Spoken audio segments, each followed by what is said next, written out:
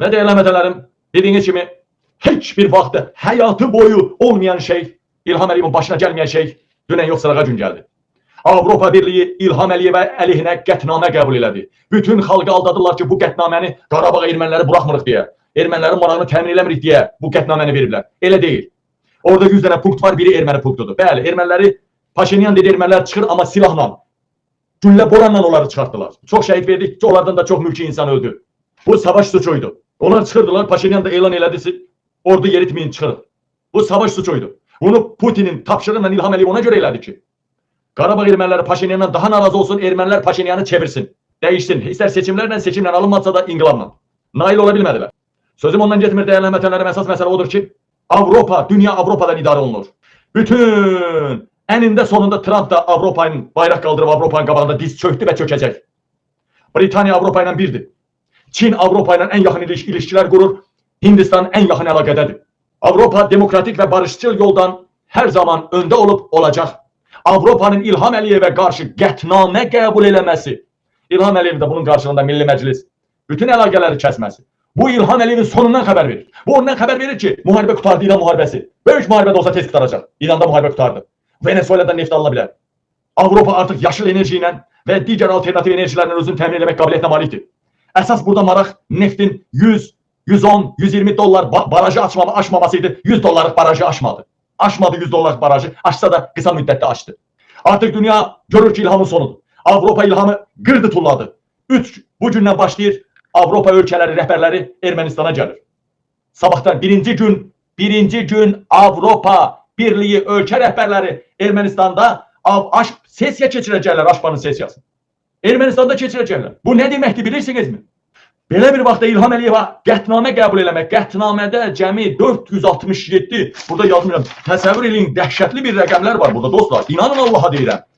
571 Avropa parlamentaridən 476'sı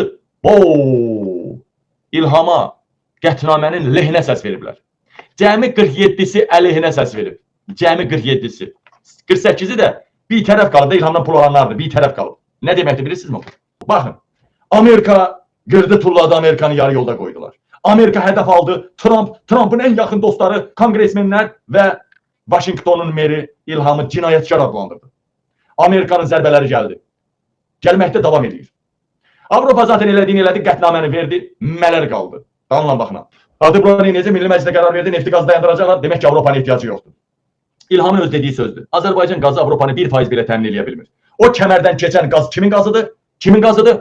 Hayır, bunu Avrupa'ya biz yadına salmışıq. O kəmərdən keçən qaz Rus qazı olsa da, Türkmenistan qazı olsa da, Qazaxıstan qazı olsa da, hamısı İngilisin kəmərindən gedir. And olsun Allaha deyirəm. O kəmər, Tanap layihəsi, Ceyhan kəməri hamısı Britaniyanındır. İlham ora qarışa bilməz. İlham ora qarışa bilməz. O kəmər onların dədə baba mülküdür. İlham oradan faiz alır, faiz. Keçən neftin qiymətinin faizini alır. İlham Əliyev də o kəmərə faiz verir. O kəmər dünyanın sahibi İngilisin kəməridir. O kəmərdən yenə qaz neft keçəcək. Duxu var bağlasın. Oradan Qazaxıstan nefti, Türkmenistan nefti. Kiminki keçəcək? Britaniyanınki keçəcək. O kəmər Britaniyanındır. Kim prezident olsa da dəxli yoxdur, İlhamın aidiyyəti yoxdur o kəmərə. Baxın, Avropa belə bir qətnamə qəbul elədi. Amerika çırpa-çırpa gəlir İlhamı. İsrailə xəyanət elədi. Güya oyun oynayıbmış. İsrail qırdı tulladı. Erdoğan salam vermir. Axırıncı dəfə yalvarıb. Yenə də nə çıxış eləməyə imkan verdilər, nə də Erdoğan qucaqlayıb kardeşim dedi. Dedi mi? Dedisə göstərin mənə. Demədi. Orada da əl-ələ tutdular. Rusiyaya görə Şahbaz Şərif Pakistanı rəhbəri, yəni bunu təhlil şərikdir bizdən. Şərikli əmlakçılar var, şirkətlər, holdinglər var. Yəni bunu bizim şərikdir də, bunu elə öldür ki, sonra mal ala bilər. Rusiya artıq dərin devləti İlham Əliyevlə məşğul olmağa başlayıb. İran da nə deyir? Arası sökəcəm deyir. Birbaşa deyir, məhv eləyəcəyim. İlham Əliyev özünü itirdi, özünü batırdı. Bu savaşdan quş buraxan, bu savaşdan məğlub çıxan yalnız və yalnız İlham Əliyevdir. Prezident kimi, rəhbər kimi. Yəni bütün ortalığı atan, bu savaşın qurbanı mı deyin, bu savaşın peşkası mı deyin, bu savaşda çuşoy paxmel gedən İlham Əliyev oldu.